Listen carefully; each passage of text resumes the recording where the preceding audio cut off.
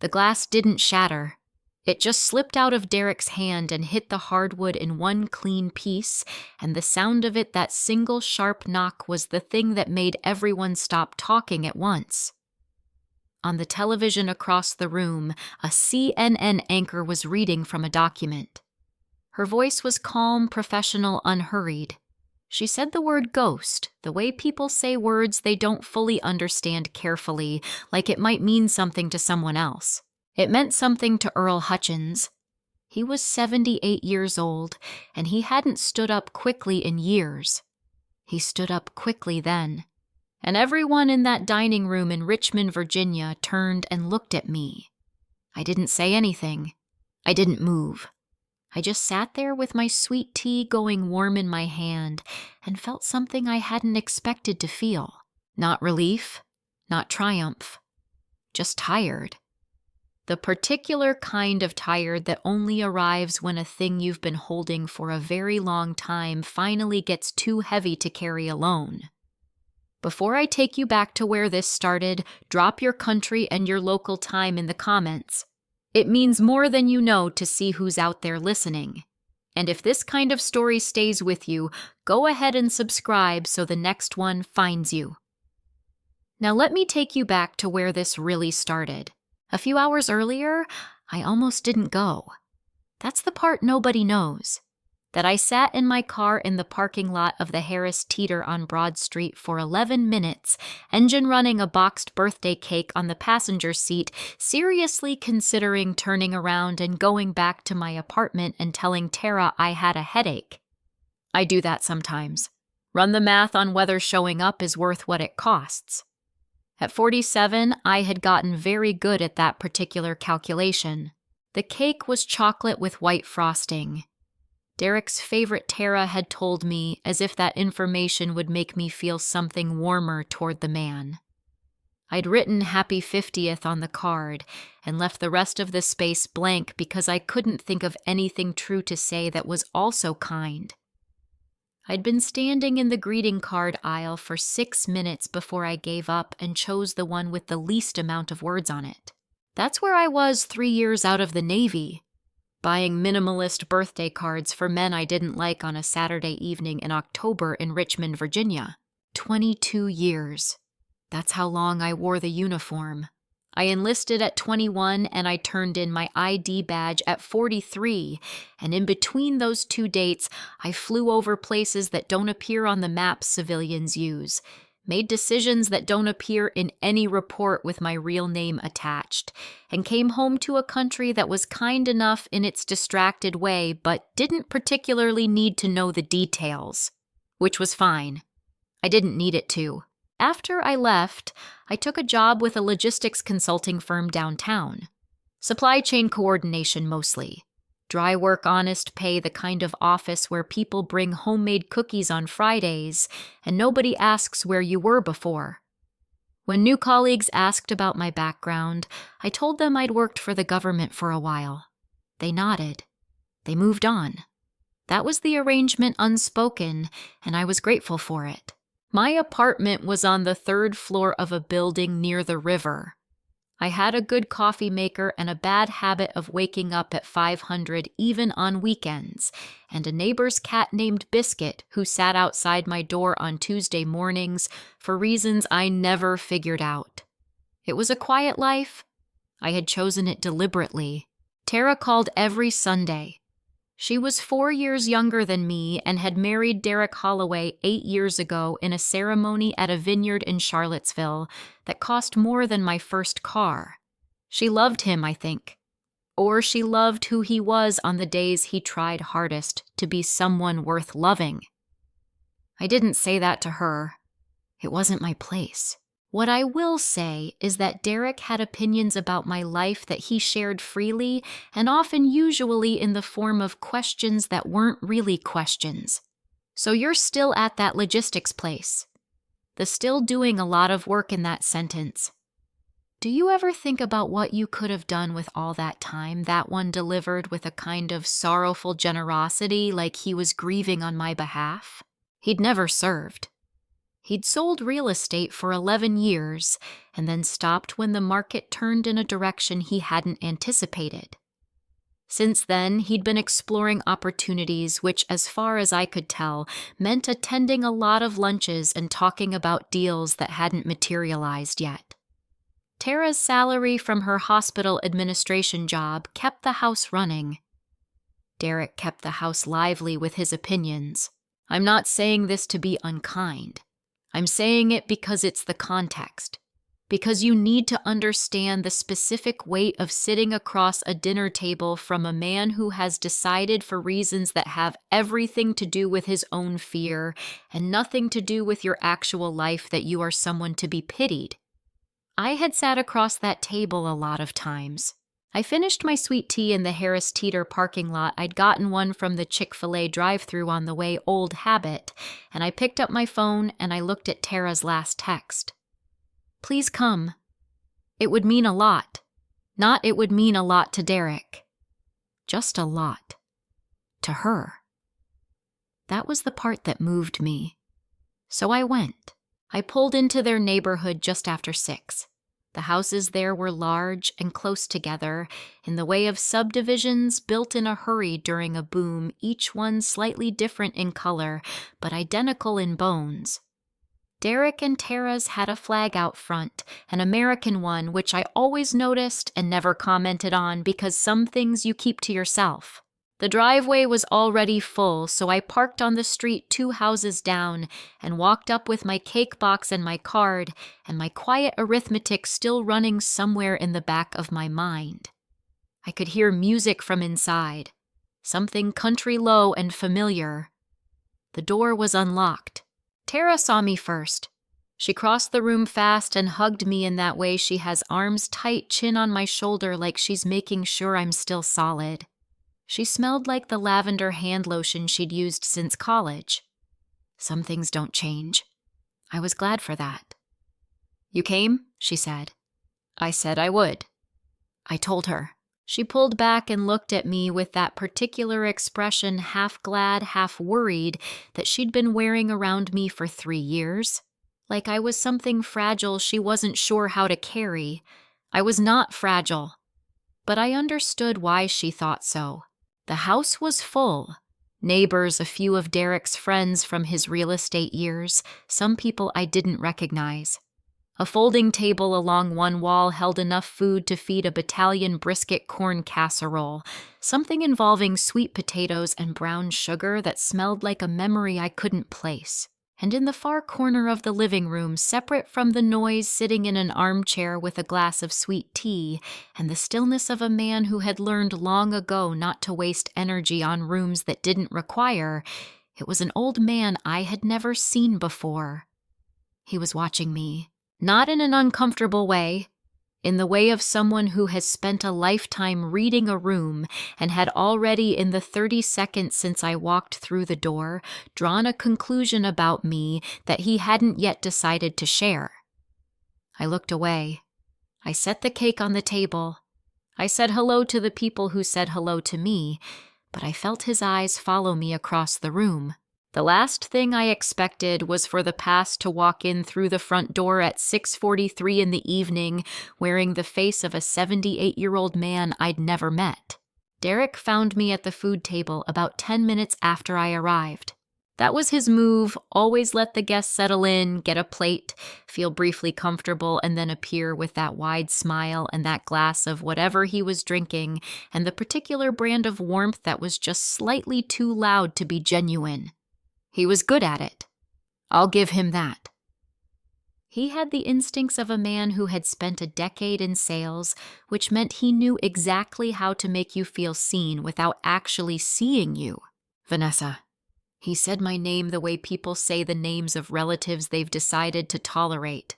Glad you made it. Happy birthday, I said. I handed him the card.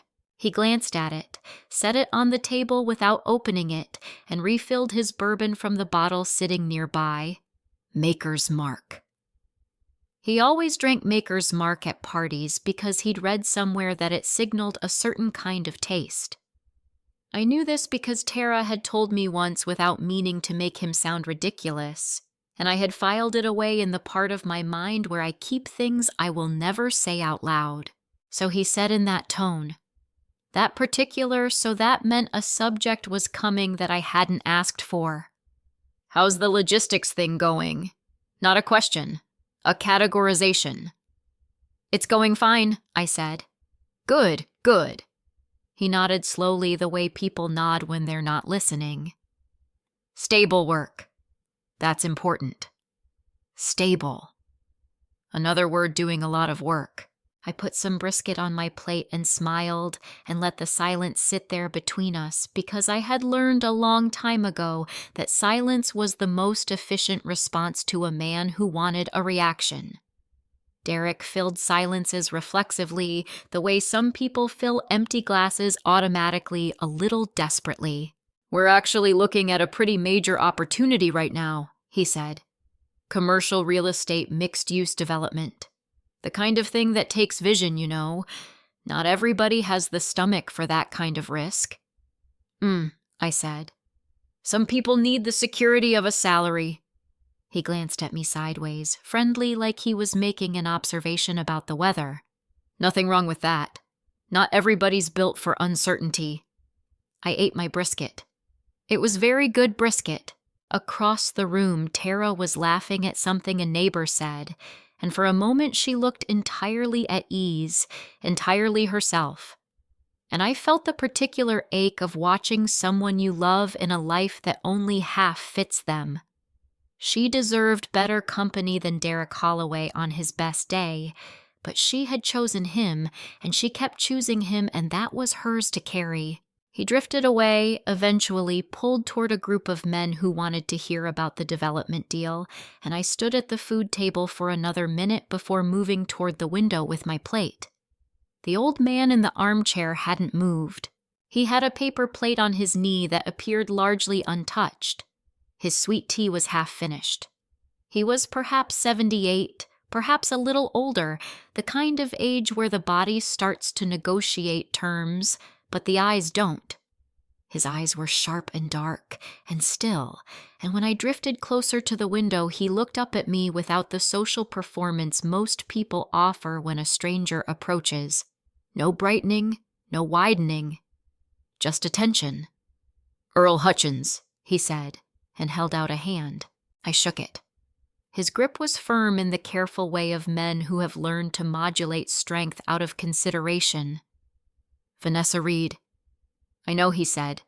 Tara mentioned you'd be coming. Her sister. Government work. Something like that.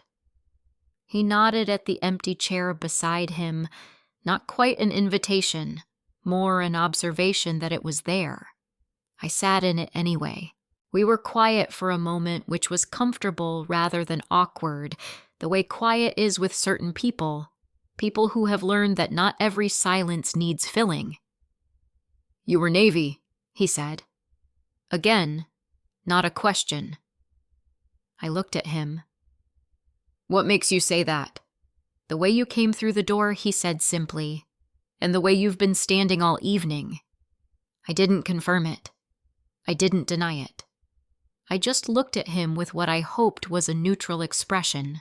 He smiled small and unhurried. 31 years, he said. Intelligence.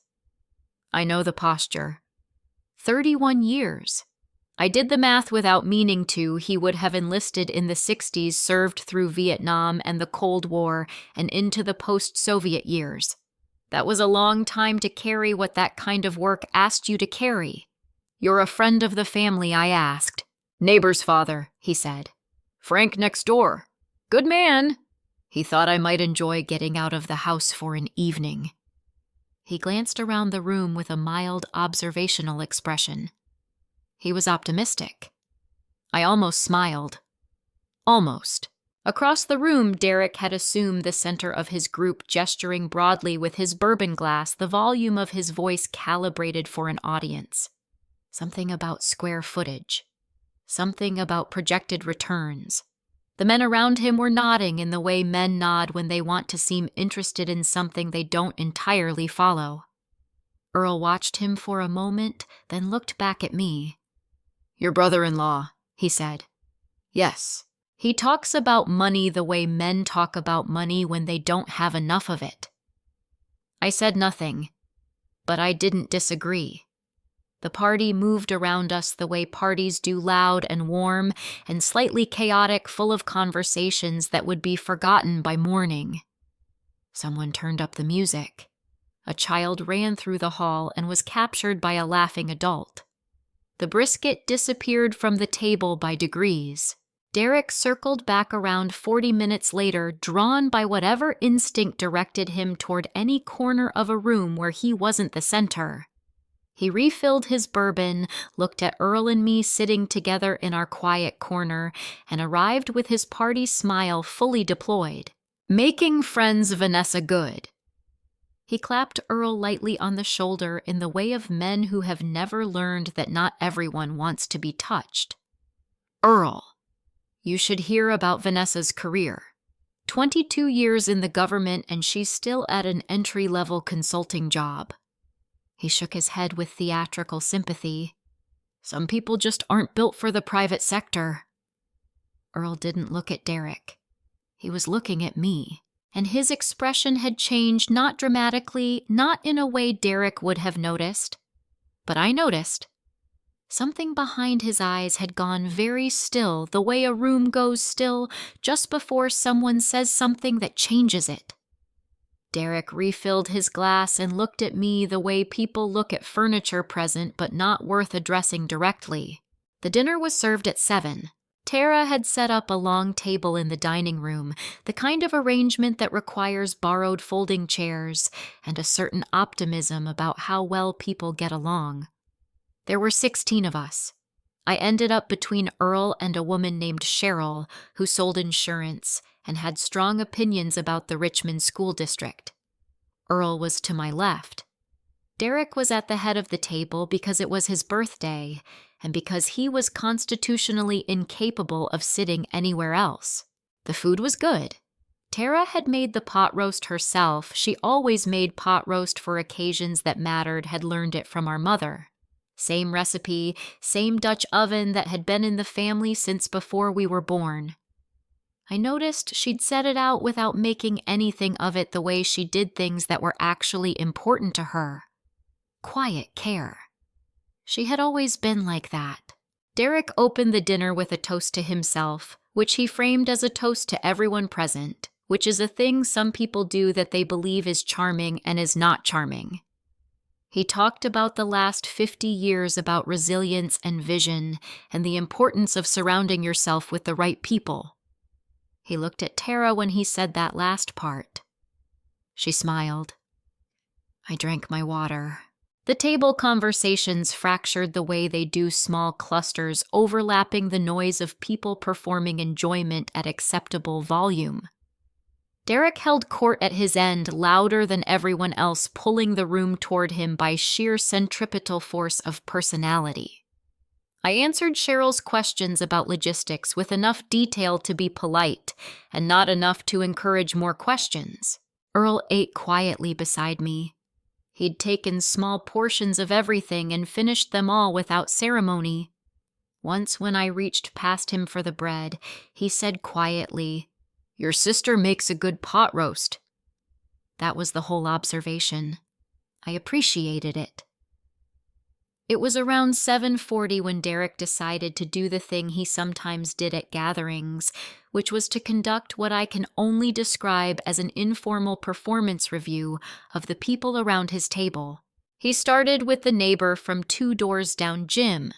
You finally closed that warehouse deal, and Jim had, and Derek congratulated him with the particular enthusiasm of a man who will privately recalibrate his respect for you based on the size of the transaction. He moved around the table asking questions that were really requests for status updates, cataloging wins and losses, with the cheerful efficiency of someone who has organized his entire understanding of human worth around measurable outcomes. When he got to me, he paused just slightly longer than he had for anyone else. "Vanessa." He said it with a kind of generous sorrow, as if my name itself was a mild tragedy. 22 years in the service of your country. He raised his glass briefly like a small salute. That's a commitment. That's real. I said thank you. I mean it, he said in the tone people use when they're about to qualify something. It takes a certain kind of person. Not everyone could do it. The structure, the stability of it. Knowing what your day looks like. Knowing someone else is making the big calls. He tilted his head. Some people need that. And that's okay. Cheryl nodded beside me, agreeable and oblivious. I cut a piece of pot roast and ate it. It was exactly as good as it always was. I think what Derek means Tara said from the other end of the table, her voice careful, is that it's impressive. The service. She was looking at her husband with an expression I knew, the one she used when she was trying to steer him somewhere without him noticing he was being steered. That's exactly what I mean, Derek said, which meant it wasn't. I just wonder sometimes, and I've said this before, Vanessa, you know I say this with love, whether 22 years in a uniform was the best use of everything you had. You're smart. You could have built something that was yours. He spread his hands, expansive, generous, a man dispensing wisdom freely, instead of spending your whole career following someone else's orders. The table had gone quiet in that particular way tables go quiet when something uncomfortable has been said and everyone is waiting to see what happens next. I looked at him, not angry, not wounded, just looked at him the way you look at a problem you've already solved and then set aside. You might be right, I said. He blinked. He'd expected something else. Defense, maybe. Or the silence he usually got, which he had learned to read as concession. I might have done other things, I said. It's possible. And then I went back to my pot roast because the pot roast deserved more attention than the conversation. Derek recovered quickly, he always did, and redirected to someone else at the table, someone with a story about a renovation project that needed admiring. The room breathed out. Cheryl asked me something about whether I'd ever considered real estate. I said I hadn't. But Earl to my left had stopped eating. He was holding his fork loosely elbow on the table, and he was looking at the side of my face with the focused, patient attention of a man working through a problem quietly and not yet ready to share his conclusion. I could feel it. The way you feel something in your peripheral vision that doesn't move when you expect it to. I didn't look at him. Derek, back in full orbit now, was building towards something. I could hear it in the rhythm of his voice, the way it paced and gathered. He did this when he had a point he wanted to land, circling wide before coming in. The thing about military careers, he said at a volume the whole table could hear, is that they're honorable. Don't get me wrong. Protecting the country, following orders, being part of something larger. He said larger in a way that made it sound smaller. But at the end of the day, you spend your whole life in a structure that tells you exactly what to think and exactly what to do, and then one day they hand you a certificate and a pension and send you out into the world, and some people, he smiled warm, ruinous. Some people just never quite figure out how to make real decisions after that. He wasn't looking at me when he said it. He didn't need to. Earl set down his sweet tea, quietly, with the deliberate care of a man choosing not to do something louder. He hadn't looked at the television once all evening. He was looking at me. It was Derek who asked the question. Of course it was. We had moved back to the living room by then, coffee, dessert, the slow dissolution of a dinner party into smaller clusters of people who had eaten too much and were now committed to staying just long enough to be polite. Someone had turned the television on low in the background, CNN, the volume at the level where you catch words without meaning to, a Friday evening news cycle. The kind of broadcast that usually washes over a room without anyone actually watching it. I was standing near the fireplace with a cup of coffee I didn't particularly want talking to Frank Earl's son, the neighbor, a quiet man in his mid-50s who worked in civil engineering and had the careful politeness of someone who had grown up watching his father listen more than he spoke.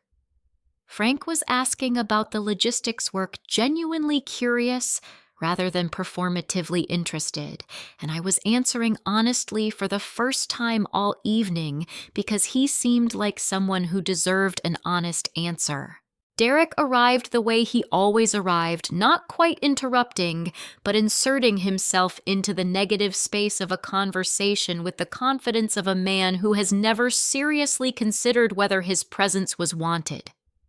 "Frank, you mind if I steal my sister-in-law for a second?" Frank didn't mind, or said he didn't, and stepped away toward the dessert table, and Derek turned to me with his bourbon and his smile and the look of a man who had been building toward something all evening and had finally decided it was time. "I've been thinking," he said, "about what you said at dinner." I hadn't said much at dinner, but I waited. "You said I might be right, that you could have done other things." He nodded slowly, like we were in agreement. I think that's actually a healthy way to look at it. Accepting the choices you made, even the ones that didn't, pan out the way you hoped." I drank my coffee. "I'm not trying to be harsh," he said in the tone people use when they are absolutely trying to be harsh. I've always wondered, did you ever actually do anything classified? Anything that I don't know? Mattered beyond the paperwork and the titles." There it was. The room was warm. The grandfather clock in the hall was ticking. From somewhere near the kitchen, I could hear Tara laughing at something, that real laugh she had, the one that started low and surprised her. The country music had been turned off and replaced with something softer, older Frank Sinatra, faint someone's playlist decision that nobody had commented on. Or was it just Derek? Continued swirling his bourbon, a very long, very structured way of feeling important without having to prove it in the real world. He said it pleasantly. That was the thing about Derek. He always said the cruelest things pleasantly in the register of a man making a reasonable observation, so that if you reacted strongly, you were the one being unreasonable. I opened my mouth, and then the television said a word, not loud, not dramatic. The anchor's voice was the same even professional tone it had been all evening, reading from what sounded like a prepared segment, something about declassified documents, something about a Senate oversight report, the kind of story that gets a Friday evening slot because it's important enough to air and not important enough to interrupt a news cycle. I heard citing what the report describes as an act of uncommon valor during the extraction. The pilot known in operational records only by the Callsign. The anchor paused in that slight professional way. Ghost successfully extracted 14 personnel from a compromised site under active fire despite critical damage to the aircraft. The operation classified at the time has now been partially declassified under the Senate Intelligence Committee's 2026 review. The room did not stop. Most of the room kept going conversations, the clink of cups, someone's child asking for more cake in the hallway. But Derek stopped, and Frank near the dessert table stopped, and Earl Hutchins, who had been sitting in his armchair in the corner of the room with his coffee going cold in his hands, went absolutely, completely still. The kind of still I recognized, the kind that doesn't come from shock. The kind that comes from recognition, the sudden internal locking on of a trained mind that has just heard something it already knows. His cup came down on the side table, carefully, like he needed his hands free. He stood up. For a 78-year-old man with 2 replaced knees, Frank had mentioned this at dinner, he stood up with a speed that surprised everyone near him. Frank took a half step toward his father, instinctive the way children move toward aging parents when something unexpected happens. Earl wasn't looking at the television. He was looking at me, across the room, directly. Without the social performance, without the warmth of a dinner party guest, without anything except the focused, certain attention of a man who has just solved something he didn't know he was working on. His eyes were red at the edges. Not crying. Not yet. Just the particular redness of a man encountering something that costs him something to encounter. The glass. It wasn't Earl's glass. It was Derek's. He had set it on the mantel beside me when he started his little speech, and now his hand knocked it, reaching for something, I don't know what. Maybe just the reflex of a startled man, and the glass came off the mantel and hit the hardwood floor in one clean, resonant knock that cut through every conversation in the room. Everything stopped.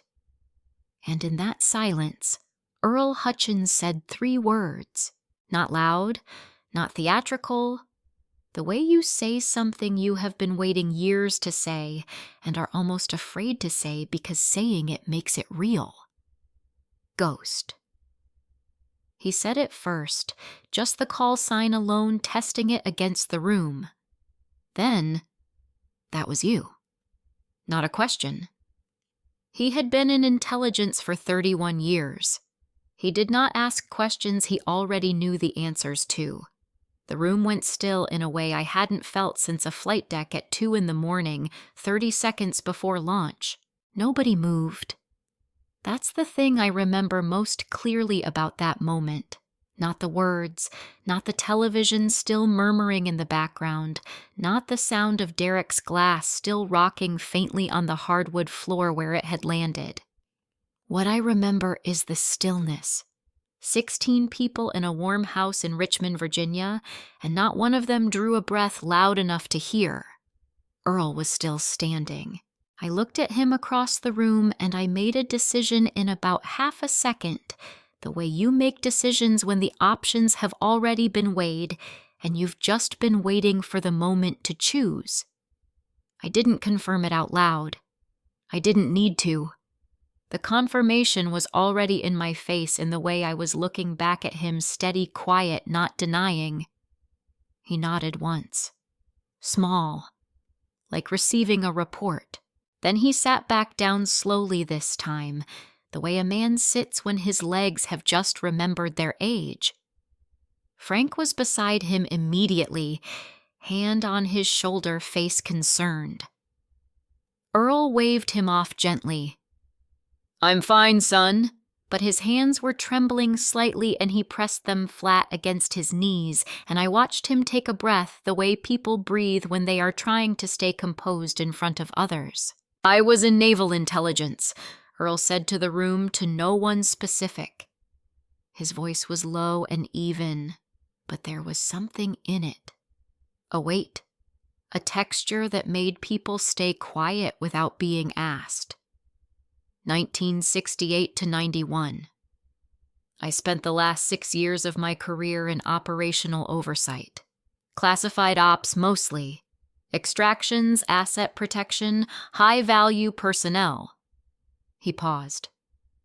In 2019, I was long retired, but I still had friends in the community, and there was a briefing informal between old colleagues about an operation that had gone wrong and then somehow gone right. He looked at his hands. They told us about a pilot. No name, just a call sign. Ghost. They said this pilot had flown into a site that had been compromised hours before the operation was supposed to begin. No backup, no updated intelligence. Aircraft took damage on approach. And this pilot, he stopped again, just briefly landed anyway, got everyone out.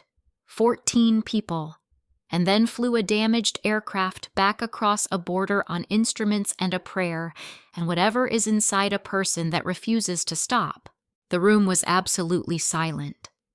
They told us that pilot had been separated from the record, Earl continued. Quietly. No ceremony. No explanation given publicly. We were told there were institutional reasons. We didn't ask more than that. His jaw tightened just slightly. We should have asked more than that. He looked at me again. I didn't know who Ghost was. Didn't know the name, didn't know the face. For 7 years, I didn't know. He exhaled slow, deliberate. Now I do. The grandfather clock in the hall marked the half hour. 8:30. I became aware gradually of the faces turning toward me. Not all at once in the staggered, uncertain way of people who have just been handed information they don't know how to hold. Cheryl from the insurance company. Jim from 2 doors down. Frank still standing beside his father, looking between us with an expression of careful recalibration. Tara. She was standing in the doorway between the dining room and the living room, a dish towel still in her hands from clearing the table. She had come in somewhere in the middle of Earl's words. Her face was a thing I will not easily forget, not shock exactly, not the dramatic kind. Something quieter.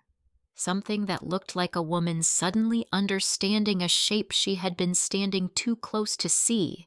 She had known I was Navy. She had known I had flown.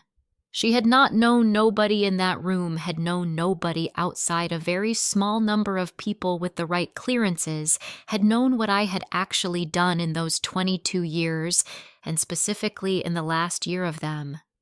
I had not told her. I had not told anyone.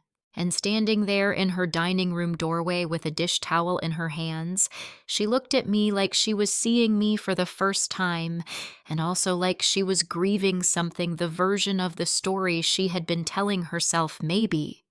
The version where her sister was the quiet one, the unremarkable one, the one who had made the safe choice and was now paying the quiet price for it.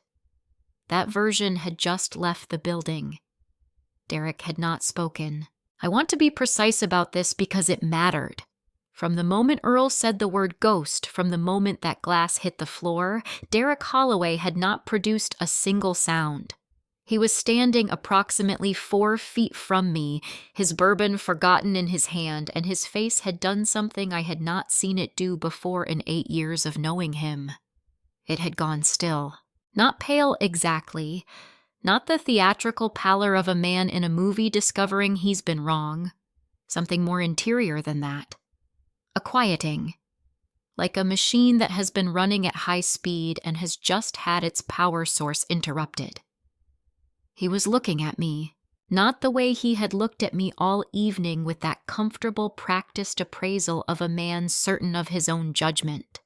He was looking at me the way you look at a landscape when you realize the thing you thought was a hill is actually a mountain, and you have been hiking for 8 years without understanding what you were standing next to.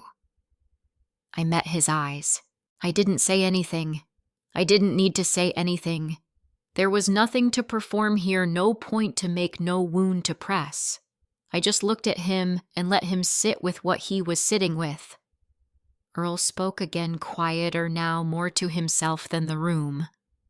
In 31 years, he said, I knew maybe 4 or 5 people who could have done what Ghost did that night. He shook his head slowly. 4 or 5. In 31 years. Frank put his hand back on his father's shoulder. This time, Earl didn't wave it away. The television was still on. The anchor had moved to the next story, something about a budget vote, something ordinary and distant. The word ghost had come and gone, and the broadcast had continued without ceremony, the way the world continues without ceremony, indifferent to what it has just detonated in a living room in Richmond, Virginia. Tara hadn't moved from the doorway. Her hands had gone still around the dish towel. She was still looking at me. And there were tears on her face, slow ones, the kind that arrive before the person knows they're coming, and she didn't seem to know they were there. My brother-in-law opened his mouth. Closed it. He looked for the first time in 3 years, like a man who understood he had been talking to the wrong person the whole time. Someone turned the television off. I don't know who. It happened quietly the way necessary things happen in rooms where people have suddenly understood that the noise is no longer welcome. One moment the anchor's voice was there, distant and procedural, and then it wasn't, and the room was just the room. The tick of the grandfather clock. The faint smell of pot roast still hanging in the warm air. 16 people standing or sitting in the particular silence of witnesses. Earl looked at me, not asking, just present, offering something without naming it. And I don't entirely know why I started talking. I had kept this for 3 years. I had kept it through the administrative separation and the exit briefings and the forms that said in careful legal language that I was not to discuss the specifics of certain operational activities, and I had kept it through the Sunday phone calls with Tara and the logistics job and the Tuesday mornings with Biscuit the neighbor's cat outside my door. I had kept it the way you keep things that are load-bearing carefully, constantly. Because you have understood that putting them down in the wrong place could damage something that can't be repaired. But Earl Hutchins had just told a room full of people what I had done, and the room had heard it, and there was a specific kind of exhaustion that came with realizing that the keeping was over whether I had chosen it to be or not. So I talked. I kept my voice low, not dramatic. The way I had been trained to debrief sequential factual stripped of the performance that facts don't require. I told them it started the afternoon of March 13th, 2019. We were operating out of a forward position. I won't name in a region. I won't specify. That part is still held and always will be. I was the senior pilot on a 2-aircraft reconnaissance mission. Standard parameters. We'd run similar operations 14 times in the previous 8 months. The intelligence was solid, the timing was confirmed, the window was narrow but workable. What nobody told us what someone had failed to ensure remained contained was that the site coordinates had been accessed by personnel without full operational clearance approximately 6 hours before our launch window. By the time that information reached our commanding officer, we were already on the flight deck. I remember the exact sound the deck made that night. Metal and wind and the low hydraulic whine of equipment that has been running too long in too much heat. I remember the smell burning hydraulic fluid and salt, which doesn't make geographic sense for where we were, but that's what I remember, and memory doesn't always make geographic sense. My wingman that night was a pilot I'll call Davis. Not his real name. He had a daughter named Lily who was 4 years old, and who he kept a photo of inside his helmet bag tucked into the zippered pocket on the left side. I had seen him touch that pocket before every single flight we had taken together. Every single one. We launched. The first indication that the site was compromised came 12 minutes in radio traffic in a frequency that shouldn't have had traffic, a pattern that meant the location was no longer clean. I called it in. Command confirmed. The order came back, abort and return. Davis and I turned around, and then command came back on. 14 personnel, assets, and support staff. They were still at the extraction point. They had no secondary option, no fallback position, no way out that didn't require air support. The compromise had happened too fast. The contingency planning had assumed more time. Abort was no longer a complete instruction. It was half an instruction. I told Davis to return to base. He said no. We argued about it for approximately 90 seconds, which is a long time in that context, and also not long enough. He said he wasn't leaving me to go in alone. I told him he had a 4-year-old daughter with a photo in a zippered pocket, and I did not have that, and that the math was therefore not equivalent, and that he needed to go back. He went back. I went in. The approach was contested. I won't say more than that. The aircraft took damage on the starboard side, a fragment, not a direct hit, but enough to compromise one of the control surfaces in a way that made the aircraft manageable, but unforgiving. Any significant deviation from coordinated flight, and I was going to have a very short and unpleasant conversation with the ground. I landed anyway. I want to tell you it felt like something. Courage, maybe, or the clean clarity of purpose. Older Americans understand something that younger people sometimes don't, that the moments that define you rarely feel the way you imagined they would. They feel like work. They feel like a problem in front of you that has a solution if you stay precise and don't let your hands shake. My hands did not shake. I don't say that with pride. I say it because it surprised me, and it has surprised me every time I have thought about it since. I had trained for a long time to make my hands not shake. And when the moment came, the training held. That's all it was. Not heroism, just the return on a very long investment. There were 14 people at that extraction point. 3 were military. 11 were not analysts, a liaison officer from an allied service, 2 contractors, and a family of 4 that I was not fully briefed on and whose presence I did not fully understand until much later. The youngest of them was a child, small enough that one of the contractors held her the entire time we loaded because she was too frightened to move on her own. We loaded in 4 minutes and 11 seconds. I know the exact time because I counted. Because counting is what you do when you need your mind to stay in the problem and out of the fear. The child was the last one on. The contractor placed her in a seat and strapped her in, and she looked at me. This small person with enormous dark eyes and dust on her face and a pink plastic bracelet on her wrist. The cheap kind that comes in a bag of 50 from a dollar store. The kind a child would choose herself, and she did not cry. She just looked at me with the complete, unguarded attention of a very young person who has decided for reasons she cannot articulate that the person in front of her is safe. I do not have children. I have never particularly mourned that. But something about that look, something about being chosen as safe by someone with no reason to trust anything at that moment that did something to me that I have not entirely finished processing. I flew them out. The damaged control surface held. Barely. I flew the last 40 minutes on technique and a conversation with myself that I will also not describe in detail because some things are private, not because they are classified, but because they belong to the interior of a person and nowhere else. We crossed the border. I landed. 14 people walked off that aircraft. And then the institutional machinery started turning, and 3 weeks later I was in an office being told in careful and apologetic language that there were complications arising from the mission, and that my separation from service would be handled quietly, and that I should understand this was being done to protect the integrity of ongoing operations. I said I understood. I did understand. I just didn't tell them how much. I looked up when I finished talking and realized I had been looking at my coffee cup for most of it.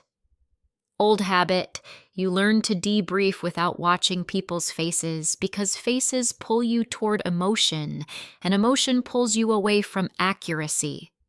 The room was still. Earl had his eyes closed. His lips were pressed together in a thin, controlled line, and his hands on his knees were no longer trembling. They were still the deliberate stillness of a man who has found somewhere the composure to receive what he has just been given. Frank was crying quietly the way men cry when they have decided to stop pretending they aren't. Cheryl was holding her coffee cup in both hands and staring at the middle distance with the expression of a person who has just been reminded that the world is much larger and more serious than the portion of it she usually inhabits. I didn't tell them what I left behind. I didn't tell them whose fault it was that I had to go in the first place. That part I kept. The room took a while to come back to itself. People moved eventually, refilled cups, found seats, did the small physical things people do when they need their bodies to remind them that ordinary life is still available. Cheryl excused herself to the bathroom and came back with her eyes slightly redder than before and didn't comment on it.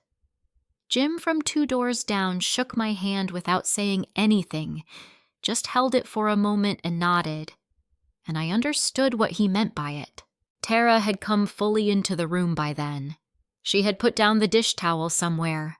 She was sitting on the couch across from me, her knees together, her hands in her lap, watching me with an expression I didn't have a name for.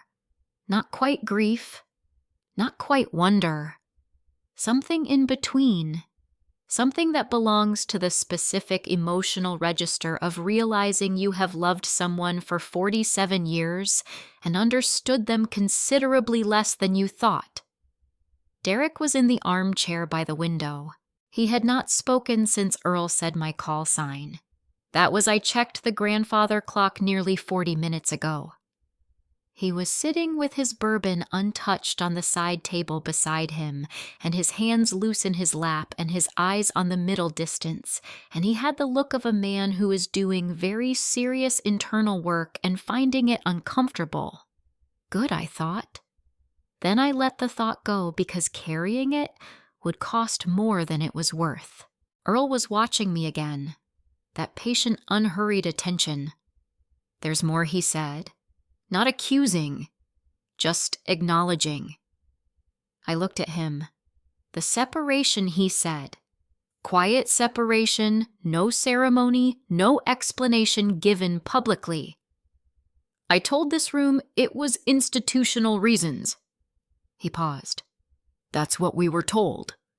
But you and I both know that's not the whole sentence. He was right. It wasn't the whole sentence. I had kept this part for 3 years with more deliberate effort than I had kept anything else. This part was not just mine. It belonged to other people, people who had not chosen to put it in the room. And I had always believed that the choice of whether to name it should belong to them and not to me. But Earl had been in intelligence for 31 years. He already knew the shape of what I wasn't saying. And Tara was sitting across from me with her hands in her lap and tears drying on her face and 3 years of accumulated confusion about who her sister was and why she had left the Navy the way she had quietly, abruptly, without ceremony or explanation. She deserved more than the shape of a thing. So I told them. The operation had been compromised 6 hours before launch. I told them that. What I had not told them was how. There was a Lieutenant Young 26 second year on his posting. Smart kid, genuinely the kind of intelligence that could have gone a long way given time and good guidance. He had been assigned to the operational planning team for a rotation, which meant he had access to materials above his standard clearance level, cleared specifically for that assignment by his commanding officer. His commanding officer was a man I will not name. I will only say that his father was a vice admiral, and that the son had been placed in positions above his experience level more than once in his short career, and that the people responsible for those placements had done so with the comfortable certainty of people who have never been required to examine the cost of their comfortable certainties. The lieutenant had been careless with a document. Not malicious. I want to be precise about that because it matters. He was not a traitor. He was a 26-year-old who was in over his head, who had been put in over his head by people with the authority to do so, and the inattention to not notice what it cost, and he made a mistake that 26-year-olds in over their heads sometimes make. The document reached the wrong system. The wrong system was monitored by people who were not our friends. And 6 hours later, Davis and I were on a flight deck being told our window was still viable when it was not. Davis came back. 2 other pilots did not. I want to say their names, but I have been asked in the careful language of exit paperwork not to. So I will only say that they were good pilots and good people, and that they had lives outside the cockpit that were full of the ordinary things that make a life. Families habits the particular pleasures of people who know that pleasure is not guaranteed. And they went in because they did not know the site was compromised. And they did not come home. After the operation, there was an inquiry. Internal. Closed. The kind that produces a report that very few people read and that does not appear in any searchable database. I was identified as a person of interest in the inquiry. The framing was careful, not accused exactly, but placed adjacent to the question of how the document had reached the wrong system. My name appeared in proximity to the failure in a way that was, if you read quickly and without full context, suggestive. I had access to the lieutenant. I had worked with him. I knew what he had been assigned to. I knew what he had done. And I had a choice. I could have produced what I knew. I had kept documentation not because I anticipated needing it, but because 22 years of operational work teaches you to keep documentation the way it teaches you to check your instruments, even when everything seems fine. I had the emails.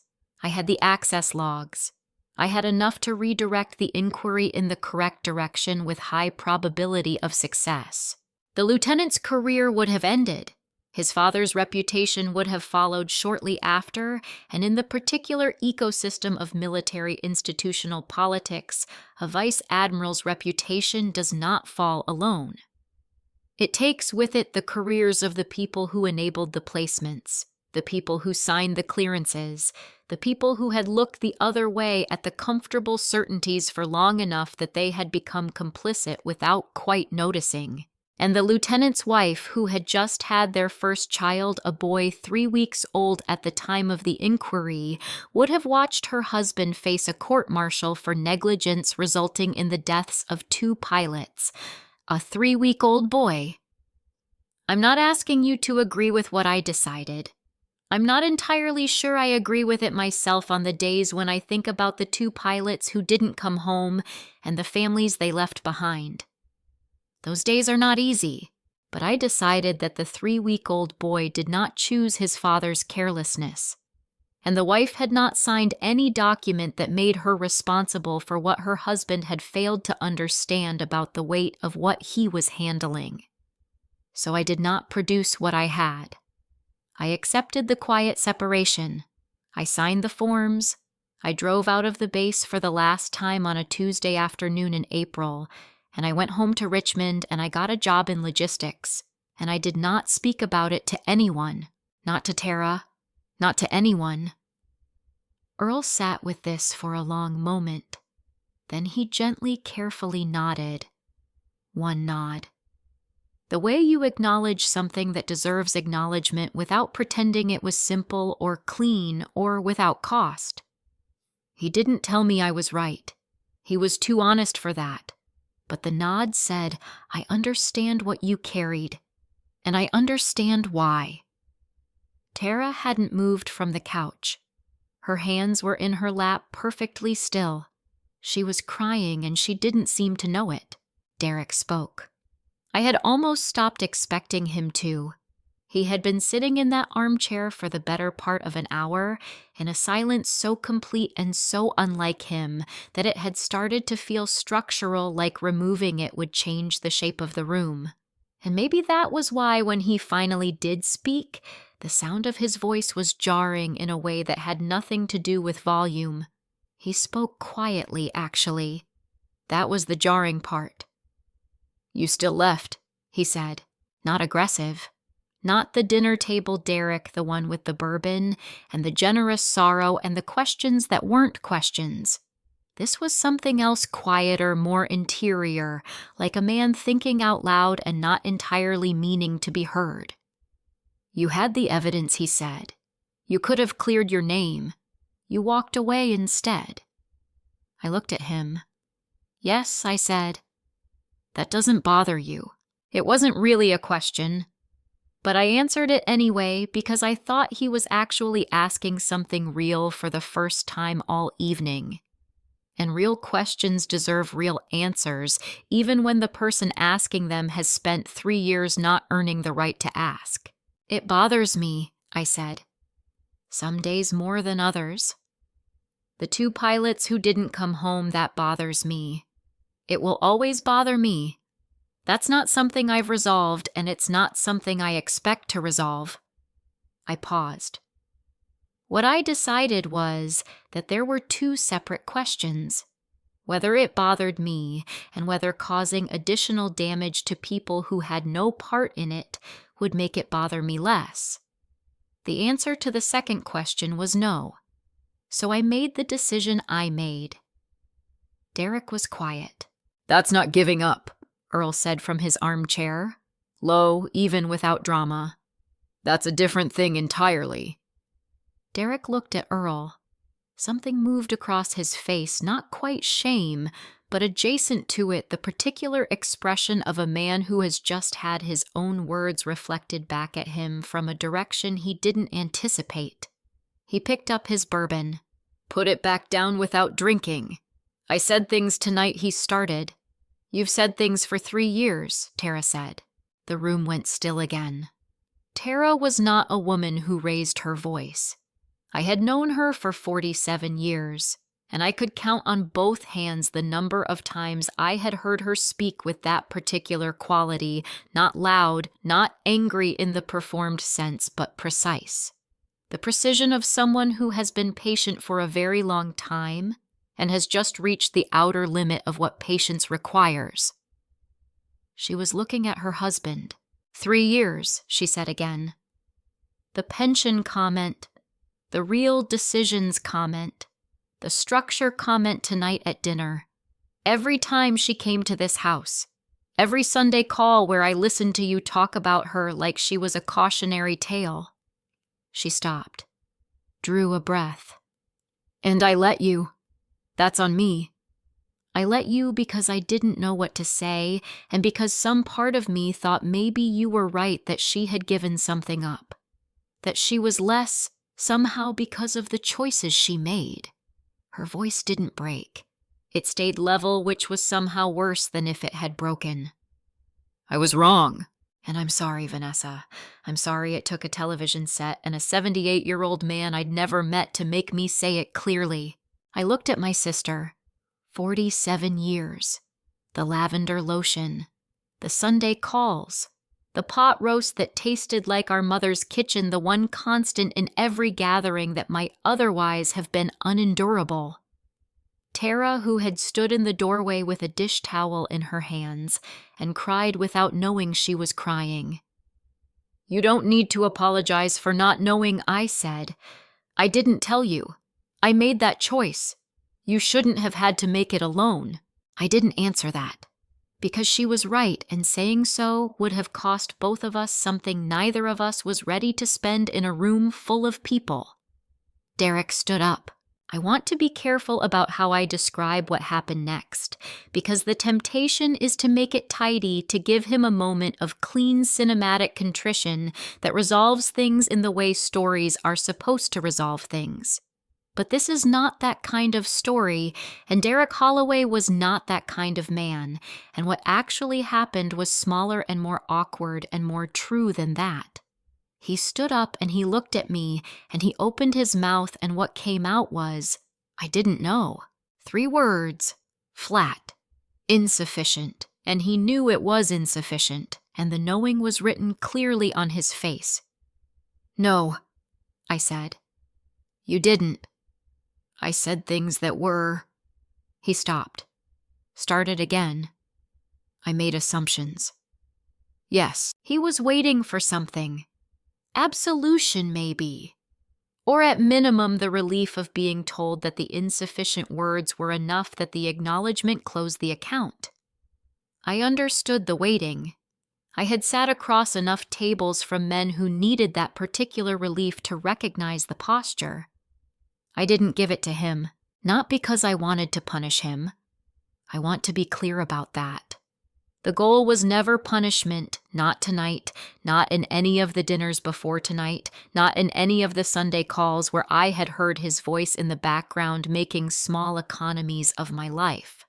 Punishment is expensive, and it costs the punisher as much as the punished, and I had already paid enough for things that weren't my fault without adding to the bill voluntarily. I didn't give it to him because it wasn't mine to give. "The account he needed to settle wasn't with me," Derek Earl said. Derek looked at the old man. Earl hadn't moved from his armchair. He was sitting exactly as he had sat all evening, upright, unhurried, with the stillness of a man who has learned that presence is more useful than movement. He looked at Derek the way I imagined he had looked at a great many young men over 31 years of service, not unkindly, but without accommodation. "Sit down," he said. And then, after a pause, quieter, without cruelty, the way you say something to someone you are not trying to destroy, but are also not willing to pretend with, "You spent this evening trying to make a smaller space for a person who has been carrying something you couldn't have imagined. That's going to take more than 3 words to address. It's going to take time, and it's going to take honesty, and it's going to take you being willing to look at why you needed to do it in the first place." He held Derek's eyes. "That's not tonight's work." "But it is your work, and I think you know that." Derek sat down, and somehow that was worse than anything I could have said. Frank put his hand on his father's shoulder for the 3rd time that evening, and this time he left it there, and Earl reached up and covered his son's hand with his own without looking away from Derek. And the room held that for a moment, the complicated, imperfect, ongoing work of people trying to be honest with each other in a warm house in Richmond on a Friday night in October. The grandfather clock ticked. The bourbon sat untouched. Outside through the window, the neighborhood was quiet and dark and entirely indifferent to what had just happened inside this house, the way neighborhoods are the way the world is. It keeps moving anyway. Earl called me the following Monday morning. I was at my desk at the logistics firm halfway through a cup of coffee that had gone cold while I was reviewing a freight routing spreadsheet, and my phone buzzed with a number I didn't recognize, and I almost didn't answer it. I'm glad I did. His voice was the same as it had been at the party, unhurried, with that quality of a man who has decided exactly what he wants to say before he begins saying it. "Commander Reed," he said. "Just that. The rank, the name. No preamble." I hadn't been called commander in 3 years. It landed differently than I expected. Not painfully, more like the feeling of putting on a coat you'd forgotten you owned and finding it still fits. "Mr. Hutchins," I said. "Earl," he corrected. "I have 2 phone calls I'd like to make today, if you'll permit me." I wanted to ask before I made them. I asked him what the calls were. The first he said was to a retired rear admiral named Carver, a man he had served with in the 80s, now living in Annapolis, who had spent the last decade doing quiet work on behalf of veterans whose separations had been handled in ways that deserved a second look. Not legal work exactly. More like institutional memory, a man who knew where certain files lived, and which questions asked in the right rooms tended to produce honest answers. The second call was to a woman named Patricia Osei, a senior policy advisor at the Department of Defense, who had been until recently part of the Senate Intelligence Committee's 2026 declassification review.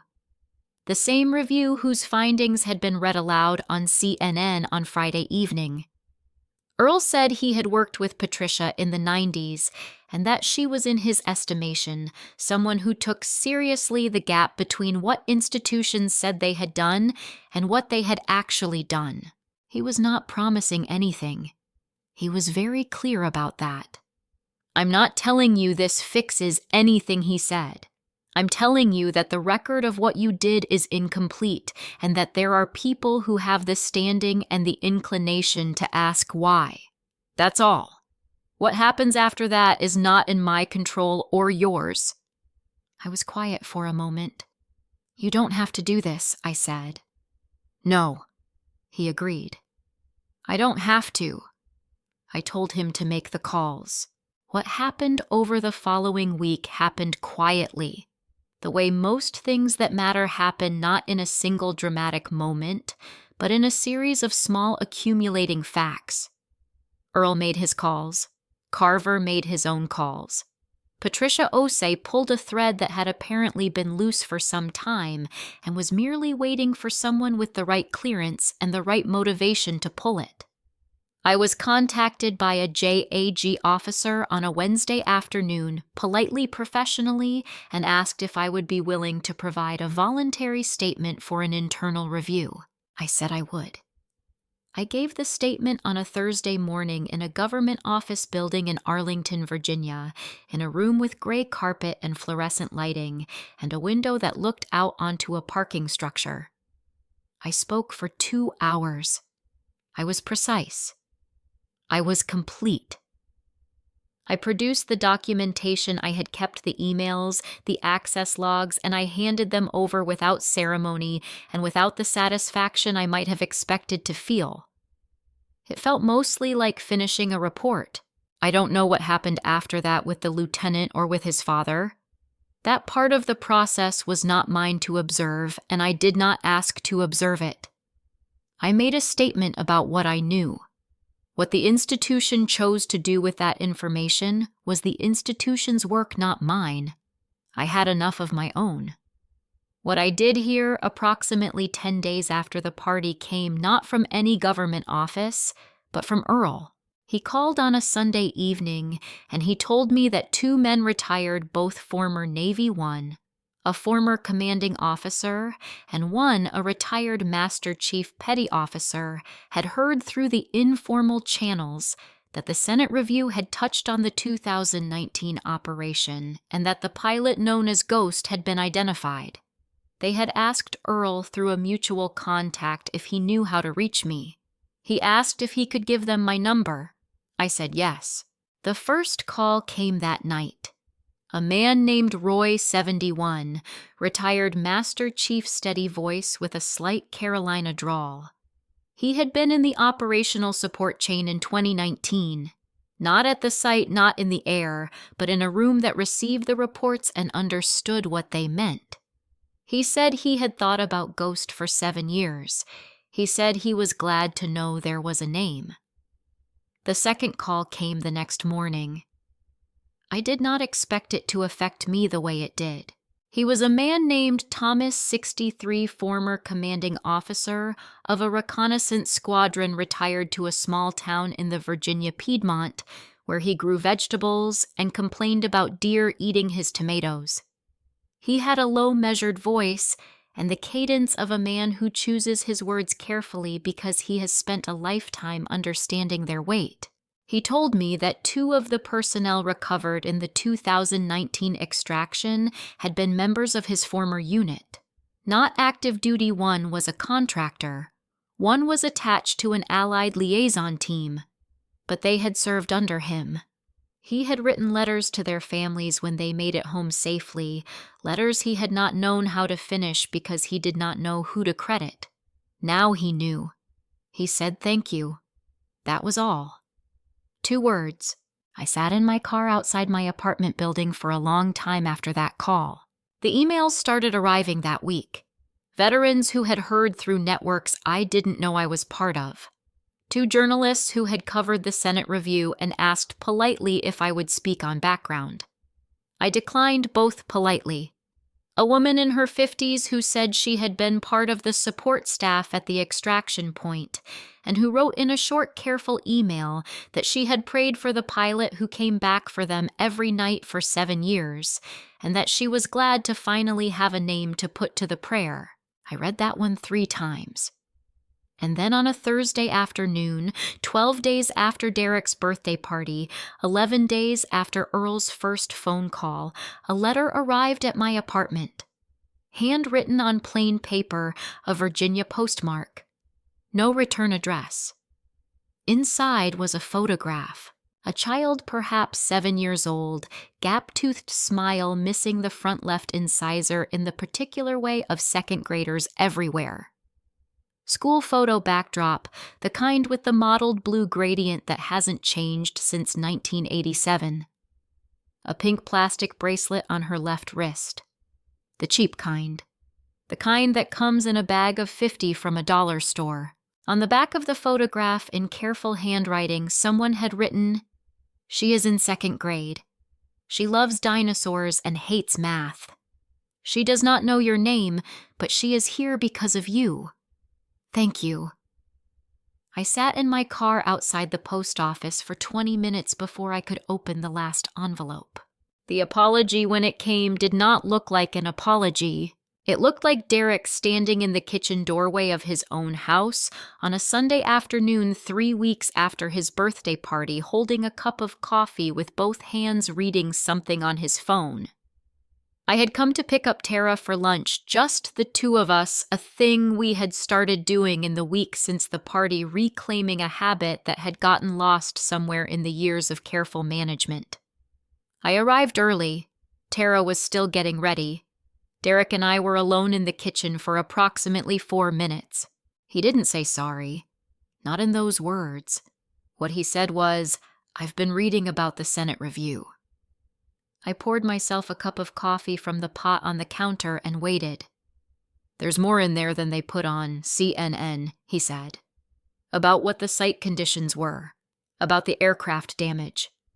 He was still looking at his phone, not at me. I didn't understand what any of that actually meant before.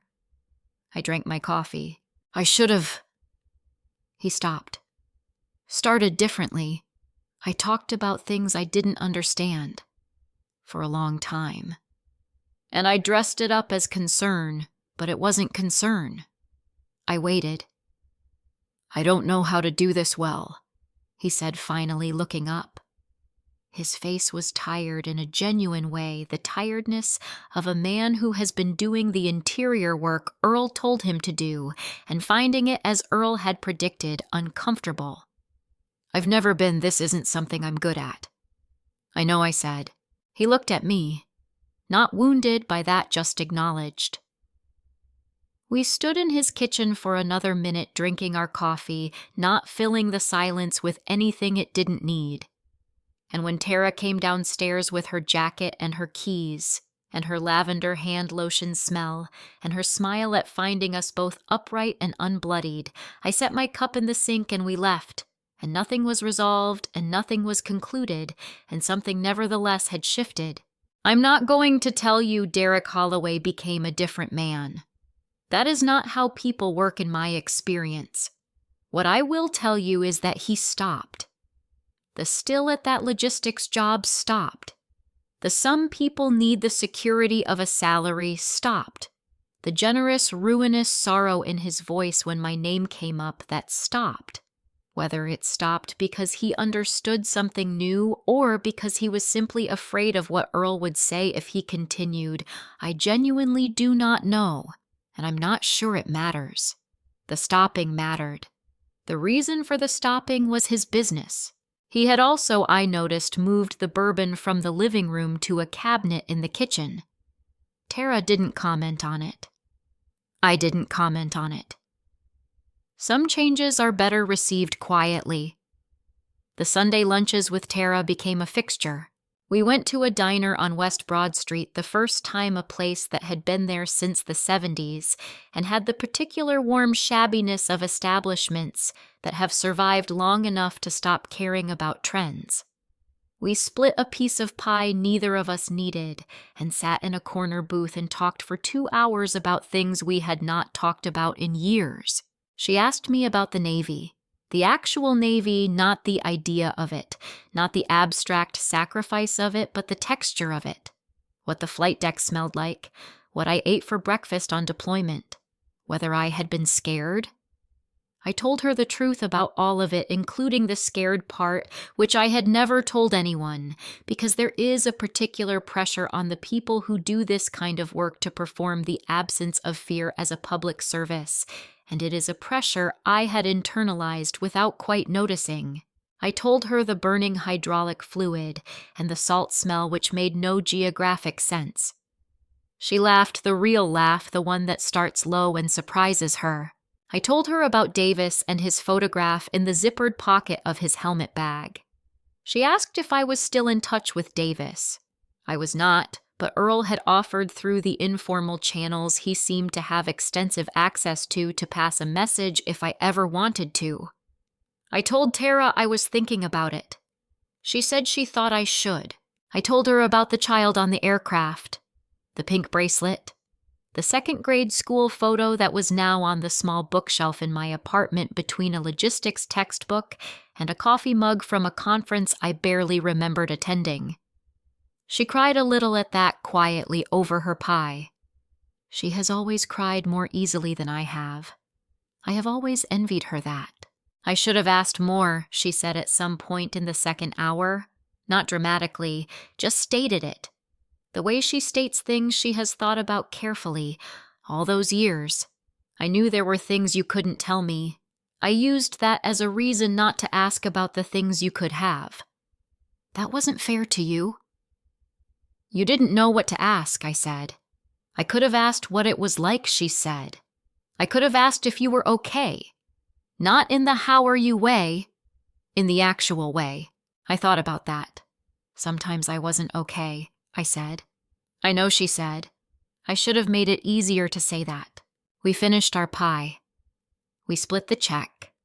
We stood in the parking lot of the diner on West Broad Street, in the particular thin November sunlight that Richmond gets in late autumn, which is neither warm nor cold, but has a quality of clarity that I have always found honest, and my sister hugged me the way she had hugged me when I arrived at the party, arms tight, chin on my shoulder, making sure I was solid. I was solid. Differently solid than I had been 3 weeks ago, maybe. The carrying was different. Not lighter exactly the weight of the 2 pilots who didn't come home. Does not get lighter, I have accepted that, but distributed differently. Less solitary. You can carry the same load for years in complete isolation, and then one day someone puts their hand under a small portion of it, not enough to relieve you, but enough to remind you that you are not the only person in the world with the capacity to hold a heavy thing. That changes the carrying, not the weight. The carrying. On a Thursday afternoon in the second week of November, Earl called me again. He asked if I'd be willing to come speak to a small group, 20, maybe 22 young naval cadets visiting Annapolis for a weekend leadership program. Nothing official. No rank, no prepared remarks, no institutional agenda. Just come if I was willing. Talk to them about whatever seemed worth saying. You don't have to say much, he said. Just show up. He knew, I think, that showing up was the whole point. Annapolis in November has a particular quality that I had forgotten. The cold comes off the Chesapeake with a specific authority, not brutal, not the grinding cold of a northern winter, but purposeful, the kind of cold that reminds you to pay attention. The Naval Academy sits against that cold, like something that has been there long enough to stop noticing it all, brick and ceremony, and the quiet weight of accumulated history, and walking through it in civilian clothes a year after Derek's birthday party. I felt the particular sensation of a person returning to a country they once belonged to and no longer carry a passport for. Earl was waiting outside the building where the cadets had gathered. He was wearing a heavy wool coat and a navy ball cap, and the expression of a man who has arranged something he is quietly proud of without wanting to appear quietly proud of it. Frank was with him, had driven him down, I learned, and was planning to wait in a coffee shop nearby rather than attend, because Frank understood instinctively when a room didn't need him in it. I liked Frank very much. Earl shook my hand. "Thank you for coming," he said. "You said just show up," I said. He smiled. "That's all it ever is." The room held 22 cadets I counted old habit arranged in folding chairs in a loose semicircle. They were young in the way that military students are young, which is different from civilian young. There was a seriousness to them, an attentiveness, the particular posture of people who have chosen difficulty on purpose and are still in the early chapters of understanding what that means. Most of them were in their early 20s. A few looked younger. One in the second row had a photograph tucked into the cover of her notebook. I couldn't see what it was, and I didn't need to. I stood in front of them without notes. I told them some of what I had told the room in Richmond a year ago. Not all of it. Some of it still belongs to the interior of a person, but the parts that were useful, the flight deck in the dark, the 90-second argument with Davis, the 4 minutes and 11 seconds of loading, the control surface that held because it had decided to and not for any more scientific reason than that. I told them about the choice I had made afterward, the documentation I had kept, the statement I had eventually given. I did not characterize it as right or wrong because I am still not fully certain which it was, and I think there is value in modeling for young people the existence of decisions that cannot be cleanly categorized. People over 60 tend to understand this already. Younger people are sometimes still waiting for the categories to become clear. They don't always become clear. That's worth knowing early. I told them that courage does not feel the way you expect it to feel. It feels like work. It feels like a problem that has a solution if you stay precise and don't let your hands shake. It is not the absence of fear. It is the decision made in real time under imperfect conditions, with incomplete information to do the necessary thing anyway. That decision is available to anyone. It requires no special quality that cannot be built over time through the accumulation of smaller decisions made in the same direction. I talked for about 40 minutes. At the end, a cadet in the front row young woman, sharp-eyed the kind of attentiveness that suggested she was going to be very good at whatever she chose to do, raised her hand. "Commander Reed," she said, "what does your call sign mean?" The room went quiet. Not the dramatic quiet of a party in Richmond with a bourbon glass on the floor. A different quiet, expectant young, genuinely curious. 22 people who had chosen a hard path and were still early enough on it to believe that the answers to the questions that mattered would eventually be given to them clearly by someone who knew. I stood with that question for a moment, not performing the pause, actually needing it.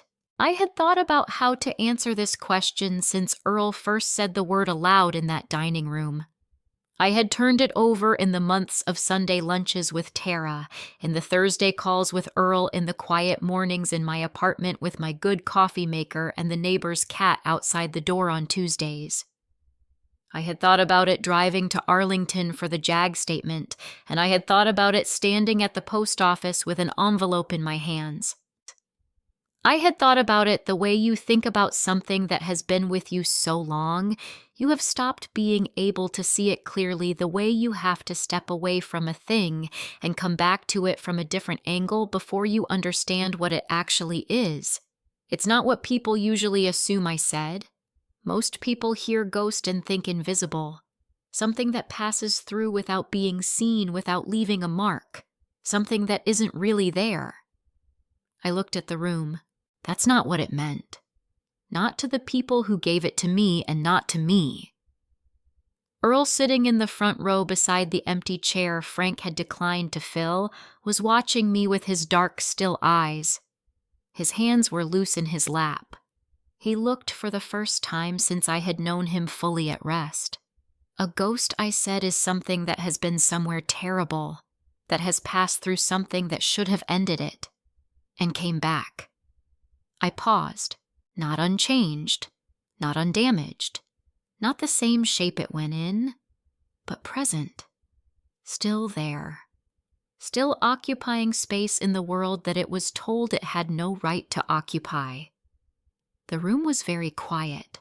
My call sign wasn't given to me because I was invisible, I said. It was given to me after a training exercise in 2011, where my aircraft lost all primary instrumentation 60 miles from the carrier, and I flew home on secondary systems and dead reckoning in the dark. My commanding officer looked at the debrief and said, "Reed, you flew back from somewhere you weren't supposed to survive. You're a ghost." I let that sit. It wasn't a compliment about stealth. It was a receipt. A record that something had cost something, that a price had been paid and the paying had been survived. I looked at the 22 faces. That's what the call sign means. Not absence. Presence the kind that doesn't need to announce itself. The kind that is simply stubbornly, improbably there. Nobody spoke for a moment. Then the sharp-eyed cadet in the front row nodded once slowly, the nod of someone filing something away in a place they intend to keep. I drove back to Richmond in the late afternoon, the Chesapeake behind me, and the Blue Ridge somewhere ahead in the thickening dark. I had the radio on low, something old, something I recognized without being able to name. The kind of song that belongs to a particular quality of November light. At 47, I finally understood what ghost really meant. Not absence. Presence the kind that doesn't need to announce itself. The kind that has paid for its place in the room and doesn't need anyone to validate the payment. The kind that simply quietly remains. For the 2 pilots who didn't come back, I carry you. I will always carry you. That is not a burden. It is the least I can do, and I do it willingly. For the child in the 2nd grade photograph with the pink plastic bracelet, grow up well. The world you're growing up in was worth the trouble of keeping. For anyone listening to this who has carried something alone for longer than they should have had to, you don't have to explain the weight to someone before they're allowed to help you hold it. Some people will just reach out and hold it because they can see it's heavy. Let them. That's the whole lesson. That's all of it. If this story stayed with you, leave your country and your local time in the comments. And share this with someone who understands what it means to carry something quietly for a long time without being asked to put it down.